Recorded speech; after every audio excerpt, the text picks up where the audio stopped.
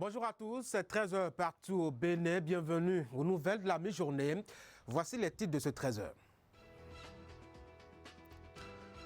Le Bénin rouvre les portes de son école le 11 mai prochain, mais les syndicats sont toujours inquiets et gardent beaucoup de réserves quant aux mesures prises et aux conditions dans lesquelles ce retour en classe se fera dans un contexte, vous le savez très bien, de crise sanitaire où le nombre de cas confirmés au test du coronavirus toise la centaine. Vous suivrez leurs appréhensions et propositions. Akime Seydou Seni leur a ouvert son oreille et son micro. Les pays africains sont partagés au sujet des mesures à prendre pour relancer les économies nationales éprouvées par le coronavirus, annulation ou report de la dette ou carrément une autre dette comme le propose le Bénin. Le débat continue. Notre économiste maison Clément Atchadé nous fait le point des différentes positions. 20 millions de francs CFA pour le Bénin dans sa lutte contre la propagation du coronavirus. C'est le geste de cœur de la fondation LBM que vous avez à l'image, qui est allé témoigner toute sa sollicitude au Bénin, éprouvée comme la plupart des pays du monde par cette infection respiratoire. Vous êtes bienvenus au 13 h sur Canal 3 Bénin. Faut-il y aller ou pas? Là n'est plus la question au sujet du retour en classe des apprenants le 11 mai prochain.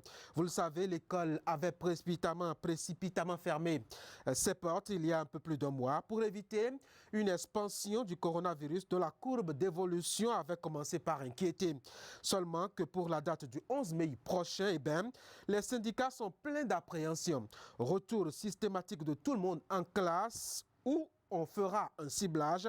Quelles sont les précautions de préservation dans un contexte où, aux dernières nouvelles, le nombre de cas au Bénin confirmés au Covid-19 toise la barre des 100. Il y a bien d'autres aspects du sujet évoqués ici dans ce reportage réalisé par Akime Seydou Seni. C'est annoncé pour le 11 mai la réouverture des cours maternelles, primaires et secondaires. Partis en congé anticipé depuis le 30 mars dernier, du fait de la pandémie du Covid-19, les apprenants s'apprêtent à retrouver leurs enseignants. La décision tient de ce que l'État estime que les conditions de lutte et de maîtrise de l'évolution du virus sont appréciables. Point besoin de paniquer, le mal est sous contrôle. On sent une sorte de triomphalisme dans le discours officiel de plus en plus. Un peu comme si, oui, nous, on a été très intelligents, on a tout réglé, on a maintenant maîtrisé la pandémie, donc on peut ouvrir. Rouvrir les classes dans ce contexte appelle à relever deux défis majeurs. Nous allons, à partir du 11 prochain, 11 mai, nous allons aborder une phase cruciale. Elle est si cruciale parce que si nous ne la gérons pas bien, eh bien, tous les efforts qui ont été faits jusque-là seront anéantis. C'est une sorte de test, c'est un test grandeur nature. Je pense que, honnêtement, dans les conditions actuelles, ça va être la catastrophe si nous envoyons les enseignants et les élèves en classe. Parce que, ce faisant, le gouvernement va réduire à néant tous les efforts qu'il a eu à faire jusque-là pour essayer de contenir la pandémie. Bien qu'étant pas un organe décisionnel, les centrales et confédérations syndicales mandataires de premier choix des travailleurs s'invitent au gala des propositions. Noël Chadaré de la COSI Bénin suggère une reprise des cours par vagues successives et rotatives. On fait venir les sixièmes, non, les terminales, les troisièmes et les CM2 dès le 11. Ils font les 2 semaines. Quand ils font les 2 semaines, ils ont 20 semaines de cours effectifs. La semaine qui suit, ils font l'évaluation finale, l'évaluation en fait, qui servira d'examen blanc. Et après, on leur demande de replier. Bien entendu, ils rentrent à la maison avec des exercices, suffisamment d'exercices pour revenir après, pour continuer la préparation, parce qu'il faut éviter le trop grand monde dans les écoles. Et s'ils replient, on fait venir les classes intermédiaires. Les classes intermédiaires viennent seulement pour venir composer la dernière évaluation. Mais on a suggéré aussi que pour les classes, les enfants de la maternelle, il vaut mieux les laisser à la maison. De la CSA Bénin résonnent des échos d'inquiétude. Voilà pourquoi moi j'ai proposé humblement que l'on puisse explorer d'autres stratégies, notamment la reprise des classes uniquement pour les classes d'examen. Et j'ai expliqué que ça aura l'avantage de réduire les effectifs, donc de réduire la pression sur les chefs d'établissement. Chefs d'établissement qui vont réquisitionner l'ensemble du personnel enseignant pour s'occuper donc de l'effectif réduit des classes d'examen. Je crois que c'est une mesure qu'il faut regarder. Moi, je ne prétends pas qu'elle est la meilleure des mesures, mais il faut l'envisager, l'améliorer peut-être et aller vers là.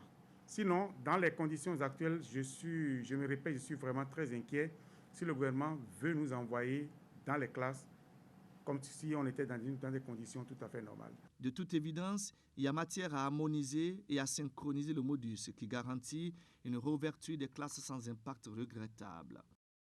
Voilà pour ce point donc réalisé par Hakimé Seydou Ousseni. Dans cette droite ligne de l'actualité scolaire et la gestion de la pandémie du Covid-19, l'avis de l'Union nationale des syndicats des travailleurs du Bénin n'est pas tellement différent de ses congénères des autres centrales et confédérations syndicales. Saisissant l'occasion de la célébration hier de la fête internationale du travail, le secrétaire général Apollinaire Afewe a invité le gouvernement à prendre des dispositions utiles et nécessaires tant pour le monde scolaire que pour les acteurs du secteur public et privé pour une reprise des classes dans des conditions de sécurité sanitaire optimales. Il est ici au micro d'Hakimé Seydou Ousseni.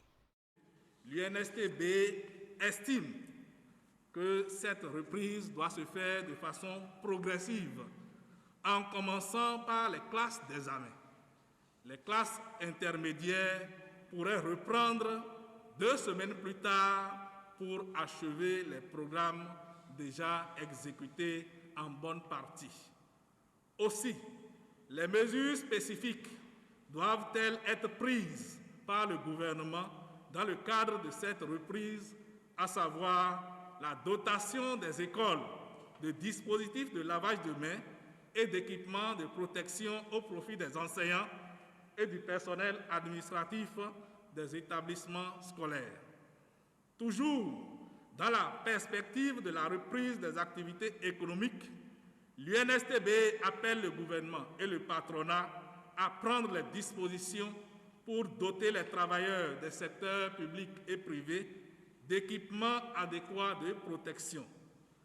En outre, l'UNSTB saisit l'occasion de cette célébration de la fête internationale du travail pour appeler le gouvernement au respect de son engagement de consultation des organisations syndicales sur les projets de réforme et les programmes de développement, tant dans leur conception que dans la mise en œuvre conformément aux dispositions de l'article 6 de la Charte nationale de dialogue social.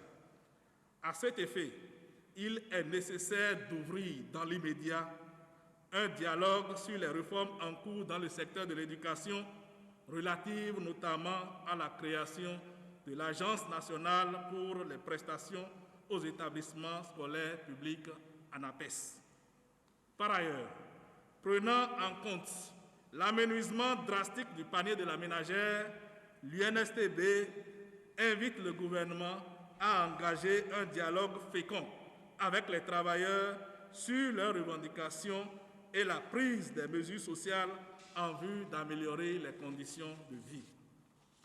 C'était donc Apollinaire Afewe de l'UNSTB qui se prononçait donc au nom de cette union syndicale au sujet de la reprise des activités scolaires dans le contexte du coronavirus. Il se prononçait, je vous le rappelle, à l'occasion de la célébration hier de la fête internationale du travail, une célébration assez atypique liée à la crise sanitaire mondiale et qui affecte, selon le syndicaliste, les travailleurs de façon générale et particulièrement ceux qui sont dans le secteur informel et pour qui il a eu une pensée hier 1er mai, avant de rendre hommage, faut-il rappeler, aux agents de la santé très sollicités par ces temps. Nous allons le suivre à nouveau au micro d'Hakimé Seydou Ousseni. La forte contagiosité du coronavirus a amené les gouvernements du monde entier à prendre des mesures de restriction ayant entraîné un changement radical des habitudes et du coût de la vie. Ces mesures qui ont un impact direct sur les activités des entreprises ne sont pas sans répercussions sur les travailleurs.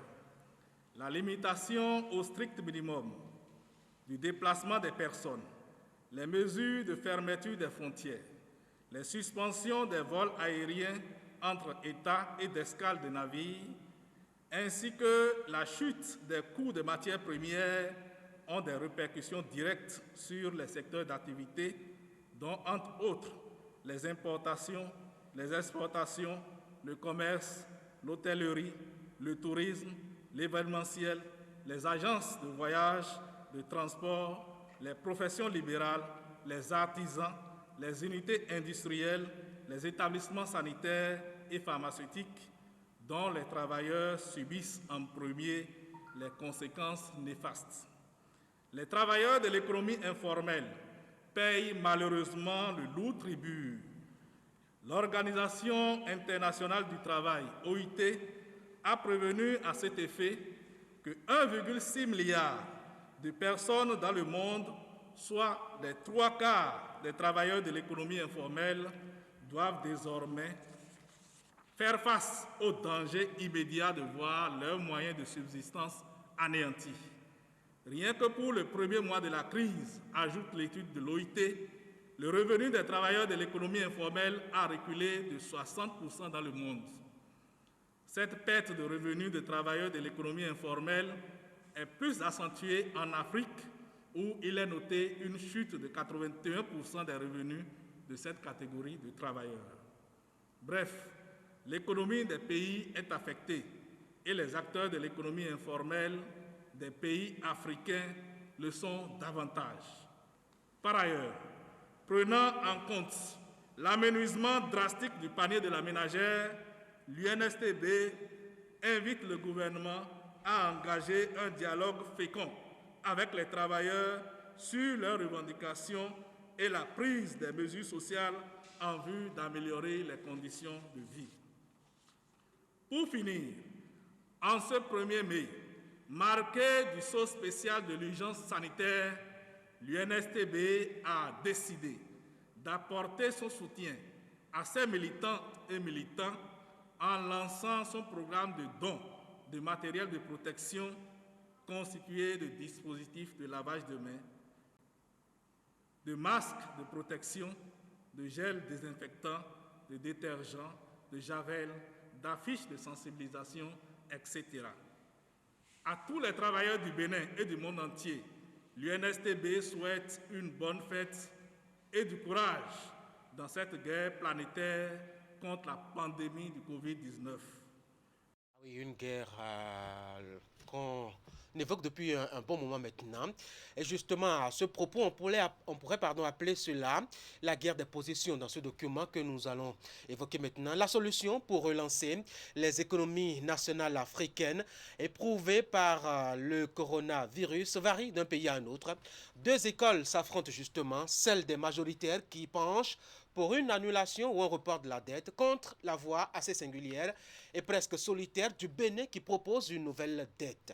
Une proposition justifiée par un certain nombre d'arguments que vous allez suivre dans cet élément de climat à Tchadé, mais qui laisse les économistes partager le débat de la dette publique et la thérapie du Bénin, un document réalisé sur des images captées par Eder Rompévi.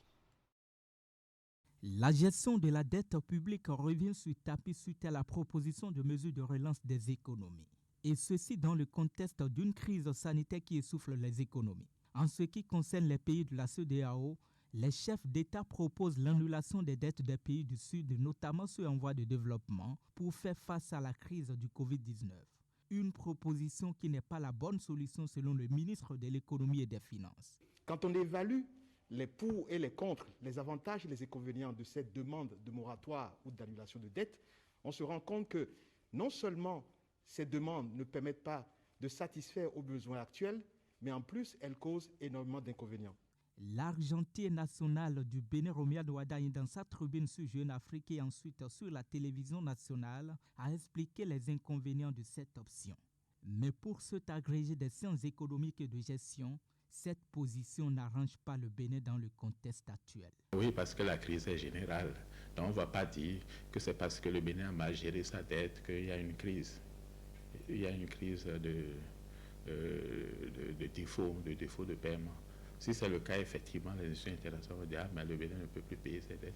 Mais c'est une crise mondiale et tout le monde cherche des solutions. Si vous avez un incendie ou bien un choc soudain et que le voisin veut vous aider ou bien vos amis veulent vous aider, je ne sais pas pourquoi vous allez refuser pour dire ça entache ma dignité et que je ne veux pas. C'est un peu ça, quoi. D'un économiste à un autre, l'analyse varie. Et chacun y va avec sa théorie en tenant compte des impacts de son option, mais aussi des réalités du moment. Face à cette situation, pour un pays qui veut vraiment faire face à ses engagements, l'idéal est de dire, moi je suis capable de m'endetter, je suis capable de prendre des ressources additionnelles, permettez-moi de les prendre et permettez-moi de financer mon développement et de rembourser vos dettes. Je crois que c'est en cela que le débat est assez intéressant en ce qui concerne la position du Bénin. Et c'est une position à laquelle j'adhère. Lorsque vous allez sur le marché, vous pouvez mobiliser autant de capitaux que vous voulez. Il suffit seulement que les institutions financières vous fassent confiance. Dans le cas de la crise mondiale du coronavirus et avec un mouvement d'ensemble, aucune institution de notation ne saurait faire dégringoler le Bénin, vu qu'il ne s'agit pas ici d'une mauvaise gestion économique et financière, rassure le professeur Onlonko. Non, les structures de notation tiennent compte de beaucoup de choses pour pouvoir noter. Ils vont voir, et ces structures, elles vont voir par exemple le service de la dette, votre capacité d'endettement qui va être mesurée par exemple par rapport à votre service de la dette, par rapport à vos ressources propres, ressources fiscales propres. Si c'est trop élevé, ils vont dire ah non, vous n'aurez pas suffisamment de marge budgétaire pour pouvoir payer vos dettes. Et à partir de ce moment, ces structures-là vont vous noter faiblement. Donc, je ne pense pas que c'est l'annulation de la dette bilatérale parce qu'il y a une crise mondiale qui va faire que les institutions de notation vont mal noter le Bénin. Mais par contre, c'est d'autres comportements qui vont amener les institutions à mal noter le Bénin. Sur la question, le secteur privé va plus loin même s'il soutient la position des autorités gouvernementales. Le vice-président du patronat propose plutôt la levée des conditions éprouvantes des dettes aux États en voie de développement. On ne peut pas évoluer sans des ressources. C'est impossible. Personne n'a l'argent qu'il lui faut pour se développer. Il faut toujours aller vers les autres.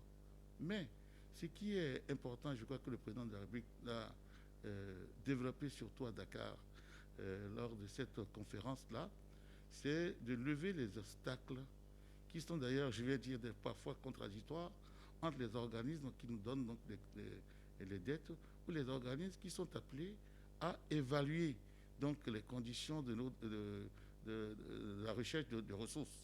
Des solutions existent même si on passe à l'annulation des dettes, rassurent les économistes qui se rejoignent sur les avantages de cette offre. Le déficit, c'est vrai qu'avec la crise, on risque de creuser le déficit, mais il y a un indicateur principal que les bailleurs de fonds vont toujours voir, à savoir le service de la dette par rapport à vos ressources propres. Parce que le service de la dette, c'est quoi? Quelle est la part du capital que vous payez plus les intérêts chaque année? Si c'est trop élevé, ça veut dire que chaque année, il faut envoyer beaucoup d'argent vers les créanciers. Et à partir de ce moment, vous n'avez plus suffisamment d'argent pour votre développement intérieur. Il y a une partie de la dette que l'on qualifie aujourd'hui de plus en plus de dette odieuse. Et vous allez voir, à l'échelle africaine ou à l'échelle internationale, beaucoup de mouvements se battent pour une annulation massive de la dette des pays africains. Certains Africains pensent aujourd'hui que ces pays n'ont pas l'obligation morale de rembourser ces dettes-là, vous comprenez un peu. Donc il ne s'agit pas de dire non, ça va, nous ne voulons pas d'annulation du tout. Mais demander l'annulation doit être un mouvement collectif à l'échelle du continent. Donc les chefs d'État africains doivent se mobiliser pour demander en fait cette annulation collective-là. Et je crois que l'impact sera nettement moindre. Au-delà des moindres impacts et malgré le soutien des pays africains par l'Hexagone, la position tranchée et limitée du Bénin reste pour l'avenir une leçon et ne manque pas de pertinence. Le débat nous a permis quand même de savoir qu'il y a effectivement cette affaire d'aléa morale couplée avec le dilemme du Samaritain au niveau de la dette et que si vous ne gérez pas les choses correctement, vous risquez de ne pas avoir confiance des créanciers. On tire cette leçon principale, mais je ne sais pas pourquoi on refuserait. Voilà, pour l'avis des spécialistes des questions économiques. Nous continuons de parler de ce qui fait l'actualité. Au plan santé dans le monde, le coronavirus. Parmi les dispositions à prendre pour se prémunir, il y a le port du masque devenu obligatoire depuis cette semaine sur l'ensemble du territoire national béninois. À Djidja, une commune du Zou, au centre Bénin, les populations s'y mettent vaille que vaille, parfois étouffant derrière un habit auquel elles n'étaient pas vraiment habituées. Y met Hélène Amoussou. Dans le monde aujourd'hui, la maladie suscite méfiance et précaution. Au Bénin, le bilan présenté est de 64 cas confirmés, 33 guéris et un décès. Face au coronavirus, les populations sont appelées à adopter les gestes barrières. À l'est du centre du Bénin, principalement dans la commune de Djidja, la distanciation sociale, le lavage des mains et autres mesures sont de rigueur. Azoineo se togan mi dondo senye mi dede me mi sono mo jekpo ha me de gidigidia tonu mi ko mere po mi ado ho mi nono 2 mètres do mi de but mi kono protéger mi de. Si laver les mains est devenu depuis quelque temps une réalité dans cette ville, le port de masque n'est pas encore rentré dans les habitudes. Et pour inciter les administrés à se conformer à cette exigence des autorités, le premier citoyen de la commune a procédé à une distribution gratuite de masques. Conducteurs de tricycles, de taxis-motos, vendeuses du marché, en plus du personnel de l'hôtel de ville, ont reçu du maître Théophile Dako une bavette pour se protéger. À un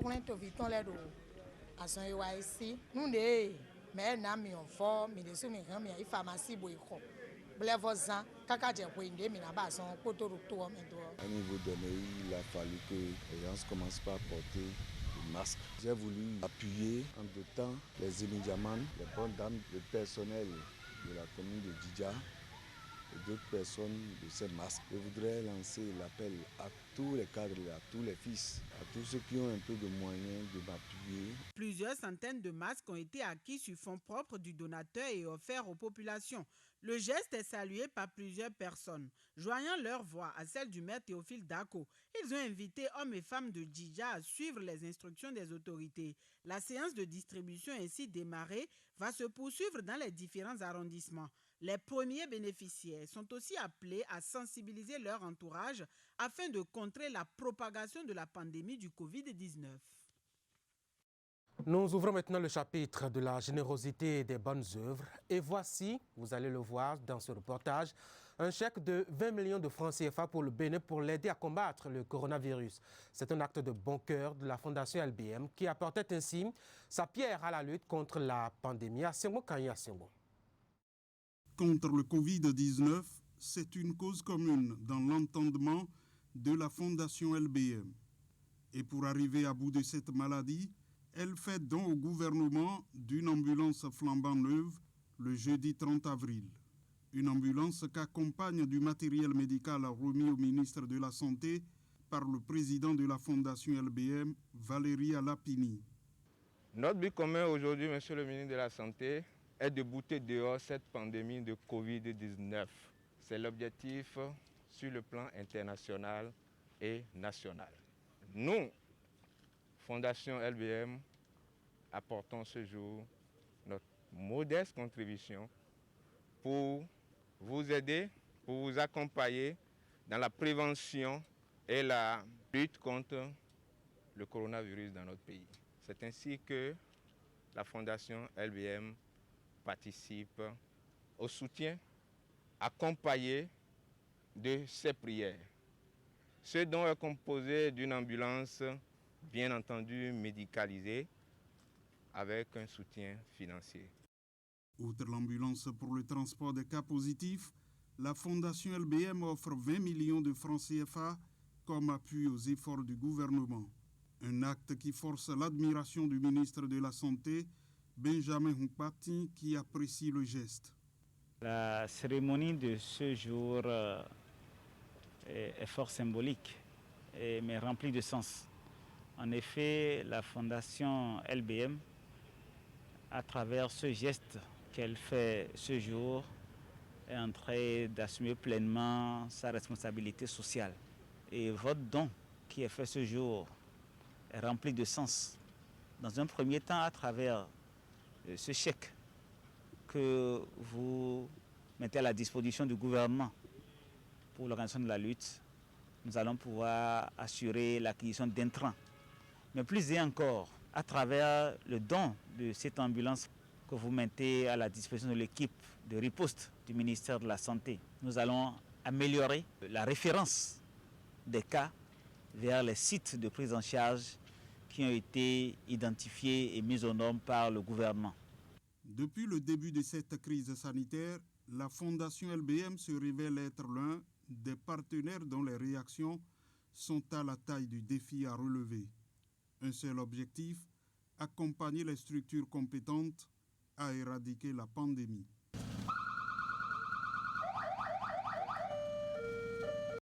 Mais voilà. Mesdames et messieurs, c'est la fin de ce 13h. On y aura évoqué ces propositions différentes des centrales et confédérations syndicales au sujet justement de la reprise des classes le 11 mai prochain. Et puis, on a fait une lumière sur les différentes positions liées à la dette publique concernant justement le relèvement des économies nationales éprouvées par le coronavirus. Merci beaucoup d'avoir été des nôtres. Ce fut un plaisir de vous avoir présenté ce 13h. Vous suivez juste après moi les messages des différents partis politiques. C'est la campagne électorale qui bat son plein. Elle est essentiellement médiatique. Bon appétit, bon week-end. On se voit la semaine prochaine.